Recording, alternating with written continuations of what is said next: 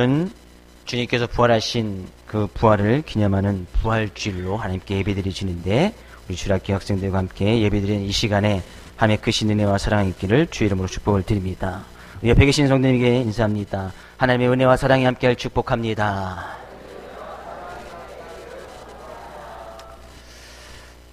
재밌는 이야기입니다. 목욕탕 들어가기 전에 남자를 뭐라고 할까지? 목욕탕 들어가기 전에 남자를 떼낀 남자. 그러면 목욕하고 나온 그 남자를 뭐라고 부를까요? 아까 그 남자. 아무리 목욕하더라도 우리의 몸에 때는 벗어질 수 있지만 우리의 죄 씻음은 받을 수 없다, 그런 이야기예요. 그래서 저도 이제 부활주를 맞이해서 어제 목욕탕에 갔다 와서 때를 밀었는데 때가 뭐 한정없이 나오더라고. 겨울에 묵은 때를 다 벗겨냈는데, 그래서 말씀을 준비하면서 생각했죠. 역시 우리의 몸의 때는 물이 있으면 벗어질 수 있지만 우리는 예수 그리스도의 보혈의 목욕탕, 예수 그리스도의 보혈의 피로 말미암아 죄 씻음 받았음을 믿습니다. 아멘.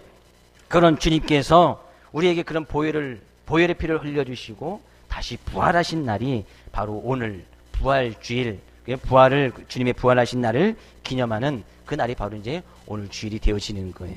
그런 주님께서 십자가를 지시고 우리의 죄 용서함 때문에, 다른 그 어느 것도 아닌 우리의 죄 용서함으로 말미암아 구원을 허락하게 주시기 위해서 부활하셨단 말이죠. 믿으십니까? 그래서 우리는 그런 부활의 소망을 가지고 오늘도 그런 하나님을 찬양하고 그런 하나님을 예배하면서 나가는 거예요. 그런 주님의 크신 은혜가 말씀을 통하여 삶 가운데 있어지기를 다시 한번 주의 이름으로 축복을 드립니다. 예수님께서 눈물을 흘리셨습니다. 예수님께서 사랑하시는 가정, 나사로의 가정에 큰 문제가 있었는데 그 문제는 무엇이냐? 나사로가 죽을 병으로 인해서 죽은 거예요. 근데 예수님께서 그 소식을 들으시고 일부러 자기가 있는 곳에 이틀을 더 유의하셔서 나사로 집에 갔을 때는 벌써 나사로가 죽어서 무덤에 들어간 지 사흘이죠. 나흘이 지난 그 후에야 예수님께서 나사로의 가정에 도착하게 되어집니다. 근데 예수님을 믿었던 그 나사로의 가정, 그의 동생이 있던 마르다, 마리아, 나사로의 동생이었는데 그들이 반쪽 같은 믿음, 예수님을 믿는 듯하지만 여전히 믿지 못했던 그런 믿음의 모습과 또 거기에 모였던 많은 유대인들이 오늘 본 말씀에서도 저 사람이 죽은 자도 살리면서 맹인의 눈도 뜨게 하면서 왜 사람은 죽지 못하게 할 수 없더냐? 그럼 죽기 전에 와서 좀 고쳐주지, 왜 죽은 다음에 와서 예수님께 눈물을 흘리고 있느냐? 그런 많은 유대인들의 삶의 모습을 보고 예수님께서 비통히 여기시고 눈물을 흘리셨던 것을 본문은 기록하고 있네요. 근데 예수님께서는 일부러 어떻게 보면 예수님께서 이 나사로가 병들었다는 이야기를 듣고 바로 달려오지 아니하시고 이틀을 더 늦게 오셨단 말이에요. 정말 사랑했던 사람이 병들었다 이야기를 들으면 바로 달려갈 텐데 예수님께서는 달려가지 않으신 이유가 있었음을 분명히 말씀하고 있죠. 왜? 그것을 통해서 더 큰 하나님의 영광을 보게 될 것이다. 당시로서는 그 더 큰 하나님의 영광을 본다는 이야기가 나사로의 가정이나 그 말을 들었던 제자들이나 거기에 모였던 많은 유대인들이 그게 도대체 무슨 이야기인지 알 길이 없었어요. 우리는 이미 성경을 통해서 나사로가 살아났고 예수님의 부활하심을 예표한다는 것을 우리는 성경을 통해 알고 있지만 그 당시 그 얘기를 들었던 하나님의 영광을 보는 것이 과연 무엇이냐? 더 큰 하나님의 영광을 보게 될 것이다. 더 큰 하나님의 영광을 보였다는 것은 예수님께서 거기에 모여있던 유대인들처럼 병들어 있던 그 나사로를 병을 고쳐서 놀라운 기적을 보이는 것과 죽어서 벌써 시신에서 썩은 냄새가 나는 그 나사로를 살리는 것과 그것을 직접 보고 목격한 사람들에게는 전혀 다른 감동과 큰 은혜가 임하는 것을 보게 되어지죠. 더 큰 하나님의 영광이라는 것은 그들에게 부활하신 그 주님이 어떤 모습으로 그들에게 부활의 소망을 줄까? 그래서 나사로가 죽기를 어떻게 하면 이틀 동안 더 기다리는 거예요. 우리가 생각할 때도 병들었을 때 와서 예수님께서 안수기도 해주시면 사람들이 물론 그것을 믿는 사람도 있겠지만 그냥 나을 병이 나았다, 아니면 좋은 약을 써서 그렇다, 좋은 의사를 만나서 그렇다라고 그렇게 오해하는 사람들이 분명히 있었을 거란 말이죠. 왜? 예수님께서 나사로를 살렸음에도 불구하고 여전히 믿지 아니하는 사람들은 여전히 있었단 말이죠. 예수님, 나사로가 그 무덤가에서 죽은 시신의 모습이 다 목격하고서 그 나사로가 죽은 것을 다 슬퍼하면서 통곡했던 그 사람들이 나사로가 무덤에서 걸어 나오는 것을 보고도 믿지 않는 사람이 있었으니까 병든 사람 고쳐서 살려내면 더 믿지 않았을 것이 아니겠느냐 그런 얘기죠. 그래서 예수님께서는 어쩌면 정말 사랑했던 나사로의 가정이 나사로가 병들었음을 들었음에도 불구하고 이틀을 더 유하시고 그에 가서 나사로의 가정에 큰 기쁨을 주고 예수님의 부활의 소망을 가질 수 있도록 나사로를 살려내는 것을 보게 되어지죠. 예수님께서 갔을 때 여전히 이 나사로는 무덤 속에 들어가 있고 여전히 예수님 믿지 못하는 많은 무리들이 있어요. 나사로의 가정에게 이야기합니다. 마리아에게 얘기합니다. 야, 나사로의 무덤이 어디 있느냐. 예수님께서 제자들과 나사로의 가정의 식구들과 그 예수님께서 나사로의 무덤에 가니까 또 그 뒤에 많은 무리들이 나사로의 무덤으로 다 따라가게 되어집니다. 그때 예수님께서 하시는 말씀이 있어요. 본문 38절 39절 다시 한번 읽어보겠습니다. 38절 이에 예수께서 다시 속으로 비통히 여기시며 무덤에 가시니 무덤이 굴이라 돌로 막았거늘 예수께서 이르시되 돌을 옮겨 놓으라 하시니 그 죽은 자의 눈이 마르다가 이르되 주여 죽은 지가 나흘이 되었음에 벌써 냄새가 나나이다. 예수님께서 예수님을 여전히 제대로 믿지 못하는 그들과 제자들과 나사로의 가족들과 함께 나사로의 무덤가에 가서 이야기하는 거예요. 당시의 무덤은 우리나라의 좀 무덤과 좀 달라서 당시에 이제 이스라엘 지방 같은 경우에는 이제 석회석이 많습니다. 그래서 그냥 땅을 파기만 하면 그대로 이제 자연적으로 이제 굴이 되어지는 그런 동굴의 형태가 많이 있었어요. 그러니까 그 당시 무덤은 그렇게 뭐 땅을 파면 땅을 이제 이게 파괴되어지면 당연히 굴이 되어서 그 입구를 돌로 딱 막아놓으면 이제 그것이 이제 무덤이 되는 거예요. 나사로의 무덤도 그런 형태의 무덤이었어요. 나사로가 죽어서 이미 이제 그 무덤 속에 놓고 땅을 파서 그 입구를 돌로 딱 막아놓고 거기서 들어간 지 벌써 이제 나흘이 되어서 벌써 이제 누가 봐도 그 시신이 썩어서 냄새가 날 수밖에 없는 그런 모습이었단 말이죠. 지금은 이제 우리나라에서도 사람들이 죽으면 거기 이제 방부제 처리도 하고 향유도 바르고 해서 냄새를 잘 못 느끼긴 합니다만 당시에는 그런 것이 또 잘 발달되지 않았기 때문에 나흘 그리고 더운 지방에서 나흘이면 벌써 썩어서 냄새가 날 그런 정도가 되어졌다는 것이죠. 근데 예수님께서 그런 나사로의 무덤 누가 봐도 이 나사로는 다 죽었어. 그 무덤 앞에 가서 예수님께서 하신 말씀이 있어요. 뭐라고 이야기하십니까? 돌을 옮겨 놓으라는 얘기예요. 나사로의 무덤의 입구를 딱 막아놓은 그 돌을 옮겨 놓으라는 거예요.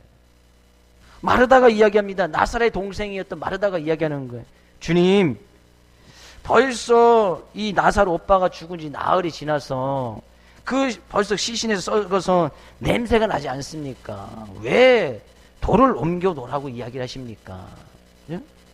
그때 예수님께서 다시 말씀하시네요. 40절 예수께서 이르시되 내 말이 내가 믿으면 하나님의 영광을 보리라 하지 아니었냐 하시니 내 말을 믿으면 하나님의 영광을 볼 것이다 라는 것은 예수님께서 말씀하신 것이죠. 내 말을 믿으면 나를 믿으면 내 말에 순종하라 그런 얘기죠. 나를 믿는다면 예수님 믿는다면 돌을 옮겨 놓으라는 거예요. 그러면 하나님의 큰 영광을 보게 될 것이라는 거예요. 그 말을 들었던 마리아는 돌을 옮겨 놓긴 하지만 큰 하나님의 영광을 본다는 것이 과연 무슨 의미일까? 아무도 알지 못했어요. 과연 하나님의 영광을 본다는 것이 무엇일까? 과연 예수님 믿으면 돌을 옮겨놔야 되는데 그 말씀 앞에 순종하는 것이 과연 이 마리아 입장에서 그것이 쉬웠겠느냐는 얘기죠. 큰 하나님의 영광을 보기 위해서 예수님께서 하시는 말씀이 뭐예요? 나를 믿으면 자기의 말에 순종하라는 거예요. 돌을 옮겨놓으라는 거예요. 돌을 옮겨놓은, 만약에 우리가 이 성경을 통해서 알 수 있는 일입니다만 마르다가 예수님을 믿는다고 하지만 그 말씀 앞에 순종하지 아니해서 나사로의 무덤 가운데 돌을 옮겨놓지 않았다면 어떻게 됐을까요? 마르다가 예수님 말씀 앞에 순종하지 않아서 무슨 소리입니까? 벌써 썩어서 냄새가 나는데 예수님 그냥 집에 가서 좀 애고긴 하셨다가 슬픔 가운데 저를 위로 좀 해주시고 그냥 식사나 함께 하시고 또 봐서 복음이나 증거하시죠 하고 예수님을 모시고 그냥 집으로 모시고 갔다면 어떻게 되었을까요? 더 큰 하나님의 영광은 보지 못했을 거예요. 아마 예수님의 어떤 위로의 말씀으로 그의 가정에 위로한 말씀, 위로되어지고 축복된 말씀은 들을 수 있을지언정 더 큰 하나님의 영광은 보지 못하였을 것이라는 거예요. 왜 예수님께서 무덤가에 무덤을 막고 있던 그 돌을 옮겨 놓으라고 말씀하셨을까요? 나를 믿느냐? 나를 믿는다는 것은 무엇이냐? 예수님 믿는다는 것은 무엇이냐? 우리의 생각이나 우리의 지식으로는 도저히 알 수 없는 그런 하나님의 말씀 앞에 순종할 수 있느냐 그런 얘기예요. 그러면 하나님의 영광을 보게 될 것이라는 거예요. 돌을 옮겨 놓으라는 것은 마르다가 나사로의 가정의 식구들이 할 수 있는 최소한의 믿음의 모습을 보이라는 거예요. 예수님께서 마르다에게 이야기합니다. 넌 죽은 나사로 오빠 살려라 라고 이야기하지 않습니다. 가서 죽은 나사로를 썩은 냄새가 나는 그 시신에게 명령하여서 그 나사로를 살려내라. 예수님께서는 그렇게 나사로의 가정의 식구들에게 말씀하시지 않았단 말이에요. 왜? 그들이 도저히 할 수 없는 일이기 때문에. 저에게도 목사님 하나님의 종이니까 하나님의 말씀을 대언한 자니까 죽은 자를 살려내십시오 하고 죽은 지 나흘이 된 사람을 시신을 가져가 목사님 살려주십시오 라고 하면 저한테 오지 마세요. 살리는 능력이 없으니까. 도저히 저희는 그런 능력이 없어요.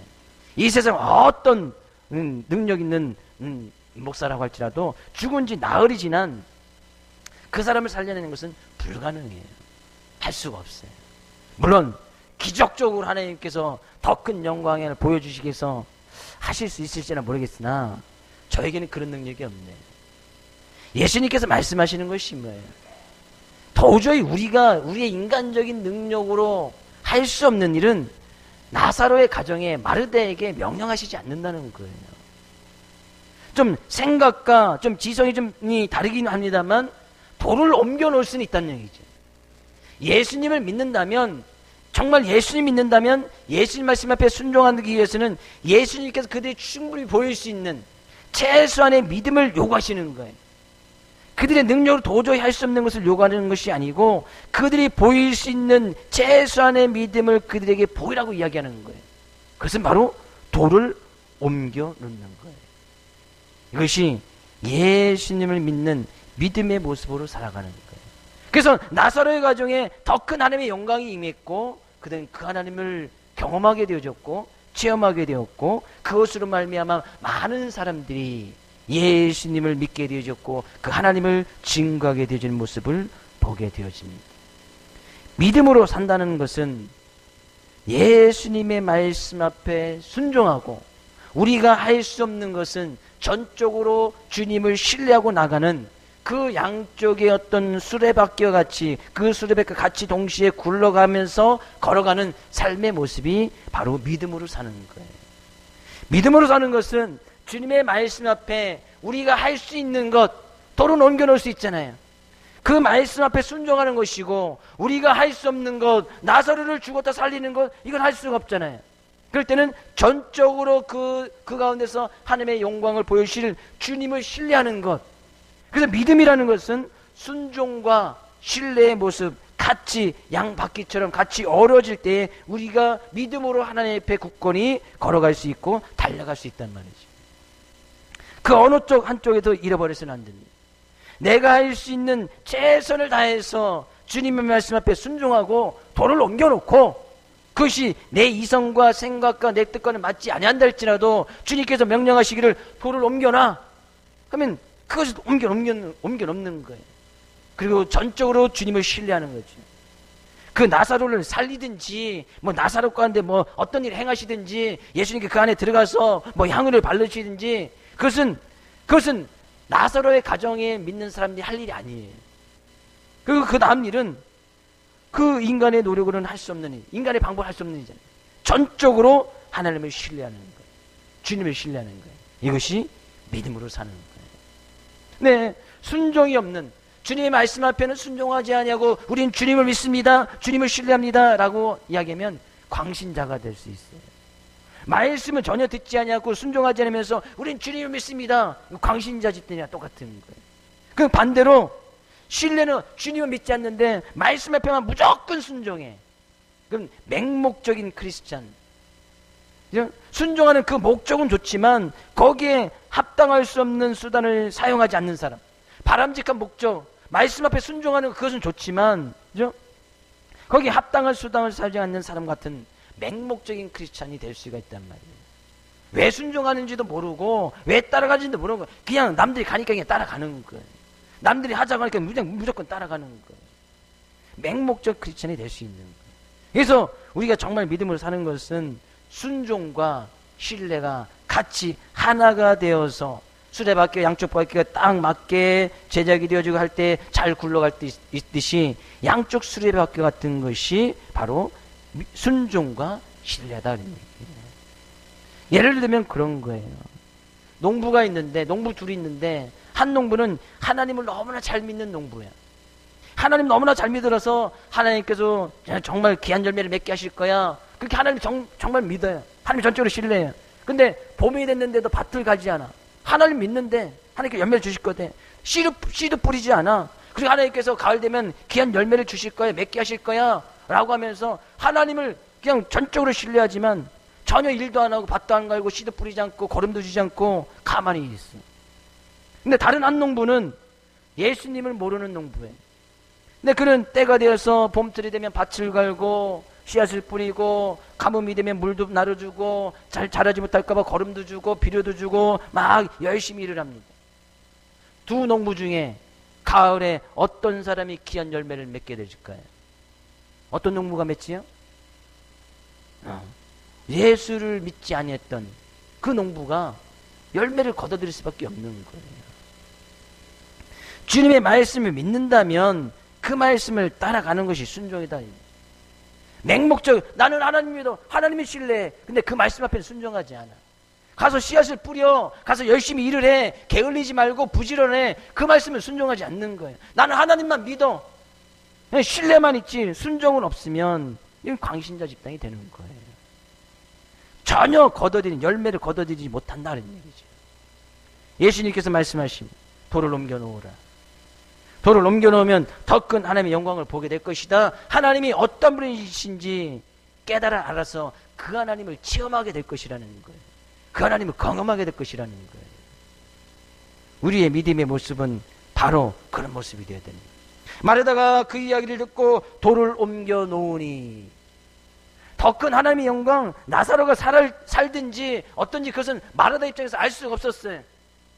그냥 만약에 그 당시에 제가 그 무덤 앞에 있을 때 주님께서 저에게 야 돌을 옮겨놓으라 이야기했으면 글쎄 저도 가감하게 그 말씀에 의지해서 돌을 옮겨놓는다는 것이 쉽지만은 아니었을 것 같아요. 근데 주님께서는 이 시간에도 우리에게 말씀하시네요. 나를 믿으면 내 말에 순종하라. 나를 믿는다면 그 말씀 의지하여서 하나님의 영광을 보기 위해서는 우리의 마음속에 입구를 닫고 있는 그 돌을 옮겨 놓으라. 우리의 제약된 모습 가운데서 제약과 사단의 어떤 도구로 쓰임받을 수 있는, 그래 우리의 연약한 부분, 그것을 옮겨 놓으라는 거예요. 하나님 말씀 쪽으로 옮겨 놓으라는 거예요. 그 말씀 앞에 순종하지 못했던 부분들을 다시 순종의 길 위로 올려 놓으라는 거예요. 그러면 큰 하나님의 영광을 보게 될 것이다. 그 순종의 결과는 우리는 성경을 통해서 익히, 성경 우리가 너무 답을 미리 다 얘기해줘서 더 큰 하나님의 영광이라는 것은 그들 가운데 나사로가 살아나는 것을 이야기하지. 그럼 우리들 삶 가운데 마찬가지예요.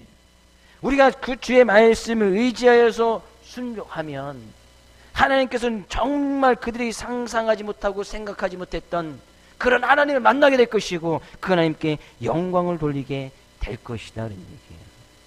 더 큰 하나님을 만나고 그 하나님께 영광을 돌리기 위해서 중요한 것이 뭐예요? 하나님에 있는 믿음의 모습 가운데서 그 말씀을 순종하고 그 하나님을 신뢰하는 것, 이런 믿음이 있을 때 더 큰 하나님의 영광을 보게 될 것이다 하는 얘기예요. 우리 백이신 성도님에게 우리 그런 주님의 말씀 앞에 순종합시다. 그 하나님을 전적으로 신뢰합시다. 하나님께서 아브라함에게 명령하십니다. 내 아들 이삭을 갖다 바쳐라. 주님, 무슨 소리입니까? 내 씨를 말미암아 큰 민족이 되었는데 겨우 100세에 아들 하나 딸랑 주셨는데 이 아들 이삭을 하나님께 바치라고요? 아브라함은 그렇게 이름 받고 하나님께 대꾸하지 않습니다. 그 아들 이삭을 그냥 하나님께 갖다 바치는 거예요. 더 큰 놀라운 영광을 하나님께서 보여주시잖아요. 여호와 이레 하나님을 만나게 하셨고 그 이삭을 통해서 하나님께서 약속했던 하늘의 별과 같이 땅의 모래만큼 그런 큰 민족을 이뤄나가시는 것이 바로 아브라함을 통해서 이루어지는 거 아니에요. 그것이 하나님의 영광이에요. 그래서 우리는 지금까지도 아브라함을 믿음의 조상이라고 이렇게 이야기를 합니다. 그런 큰 믿음을 보여줬던 사람이 바로 아브라함이었다는 얘기예요. 말씀 앞에 우리의 생각이나 이성이나 우리의 뜻과 맞지 아니한다 할지라도 하나님께서 말씀하시면 그 말씀 앞에 순종하고, 그러면 그 순종하면 하나님께서 또 다른 계획이 있겠지. 아브라함은 그 아들 이삭을 바쳤을 때 믿음으로 아브라함은 그 아들 이삭을 바쳤으니 하나님께서 죽은 자도 다시 살리실 줄 그가 믿었더라. 하나님께서 아들 이삭을 죽여서 바치면 하나님께서 그 아들 죽은 이삭을 살릴 것을 아브라함 믿었다는 거예요. 이삭을 바치는 것은 아브라함의 순종의 모습이에요. 행여나 그 아들 이삭이 죽었어요. 근데 그 아들 이삭을 살리는 것은 하나님의 능력이에요. 그 하나님이 신뢰한 거예요. 죽여도 살릴 하나님을 신뢰했단 말이죠. 이것이 바로 믿음의 모습이에요. 믿는다면 말씀 앞에 순종하라니. 믿는다면 그 하나님을 전적으로 신뢰하라는 얘기예요. 이것이 쉽게 되어집니다. 철저한 훈련을 통해서만 가능하게 되어지는 거예요. 우리의 연약하고 부족한 모습들을 하나님의 말씀의 길 위에 얹어놓을 때에, 돌을 굴려서 그런 하나님의 말씀의 길에 얹어놓을 때에, 우리의 제약된 모습을 예수 그리스도의 십자가의 고난의 길 위에 얹어놓을 때에 부활의 영광의 모습을 우리가 보게 될 것이고, 그런 영광의 하나님을 찬양하게 될 것이다라는 얘기예요. 지금도 주님께서는 말씀하시네요. 내가 문 밖에서 서서 두드리려니 누구든지 내 음성을 듣고 문을 열면 내가 그에게로 들어가 그로 더불어 먹고 그는 나로 더불어 먹으리라. 마음 문을 꽉 닫고 있는 그 돌을 주의 말씀에 의지해서 옮겨 놓으라 그럽니다. 우리가 하나님의 말씀 앞에 순종하지 못했던 그런 말씀, 삶의 영역들을 돌로 꽉 막고 있는 그런 돌이 있다면 그냥 하나님의 말씀 의지해서 그 말씀의 길에 얹어서 그 돌을 옮겨 놓으라 그럽니다. 그냥 말씀의 길 위에 그냥 우리의 삶의 연약한 부분들 그냥 다 올려놓으라 그런 얘기예요. 그래서 우리가 할 수 있는 일이잖아요. 주님께서 우리에게 절대 무리한 요구를 하지 않습니다. 우리가 하나님 말씀 앞에 불순종하는 모습들이 있다면 몇 가지 되지 않습니다. 항상 넘어지는 거 거기서 넘어지고, 항상 막히는 거 거기서 항상 막혀요. 근데 주님께서는 그 막혔던 그 길에 그냥 그것만 열어놓고, 마음을 좀 열고 마음에 꽉 닫혀있던 것을 좀 옮겨놓고, 우리의 제약하고 연약한 부분들을 말씀의 길에, 순종의 길에 딱 올려놓기만 하면 더 큰 하나님의 영광이 임하게 될 것인데, 우리 늘 근심하고 걱정하고 염려 때문에 그것을 옮겨놓지 못하네요. 여전히 제약된 모습 가운데서 우리의 마음을 딱 갖고 있던 그 돌을 옮겨놓지 못하고 있단 말이죠. 여전히 불순종의 모습 가운데서 주님께서 주신 그 십자가의 길을 따라가지 못하고 여전히 그것을 꽉 막고 있는 그 돌을 옮겨놓지 못하고 있단 말이에요. 순종하지 않기에 더 큰 하나님의 영광을 보지 못하는 거예요. 우리가 제대로 말씀 앞에 온전히 순종하지 못하기에 더 큰 하나님의 영광을 보지 못하는 거예요. 조그만 거, 자잘한 거, 하나님께서 그런 영광에, 그렇게 하나님께서 우리에게 은혜를 주시는 것은 체험할 수 있지만, 하나님께서 말씀하시잖아요. 더 큰 하나님의 영광을 보게 될 것이다.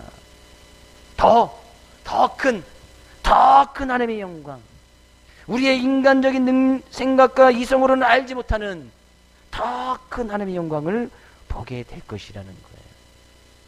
저는 우리 사랑하는 모든 성도님 삶 가운데 그런 더 큰 하나님의 영광, 더 큰 하나님, 더 능력 있고 위대하신 하나님, 우리의 삶 가운데 더 많은 것을 주기를 원하시는 하나님, 더 큰 복을 주시기를 원하는 그런 하나님을 만나고 체험하고 경험할 수 있기를 주 이름으로 축복을 드립니다.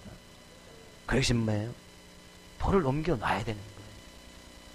예수님 믿는다, 난 예수님 믿는다, 그 말씀에 순종하지 않아. 예수님 안 믿는 거예요. 난 예수님 믿어, 난 예수님 전적으로 신뢰해. 말씀에 순종이 없어. 일반적인 광신자 집단과 다를 바가 없다, 그런 얘기예요.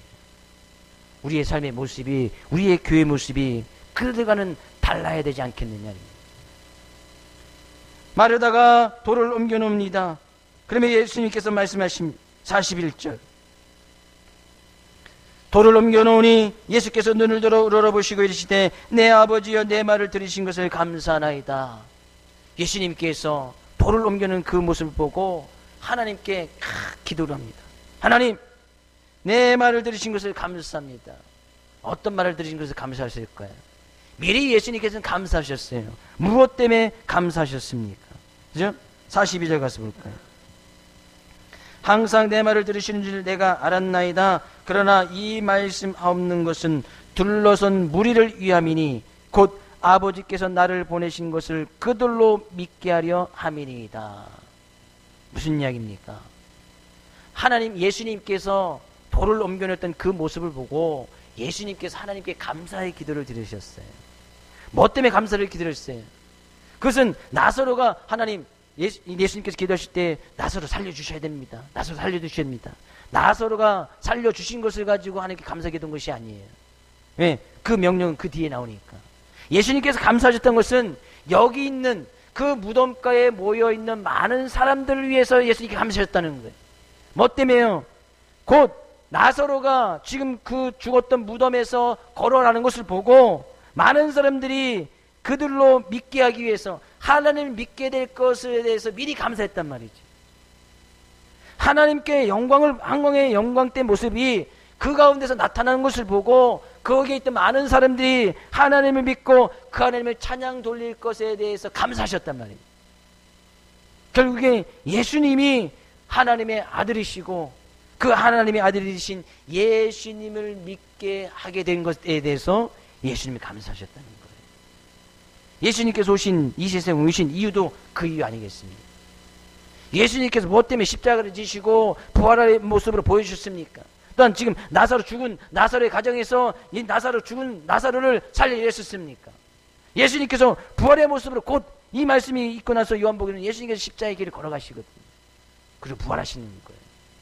아, 나사로도 죽어서 부활의 영광, 하나님의 영광을 누렸듯이 예수님께서도 곧 죽으시고 부활하셔서 더 큰 하나님의 영광을 보게 될 것을 미리 예표했던 사건이 나사로를 죽은 가운데서 살려내는 일이었어요.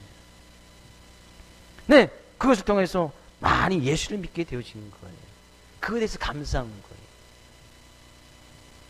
곧 우리가 하나님께 감사해야 될 일은 예수님께서 죽으셨다가 부활하시는 말미암아 그 하나님을 믿고 그 예수님을 내가 지금 믿게 되어진 것, 그것으로 우리는 감사해야 된다는 얘기예요.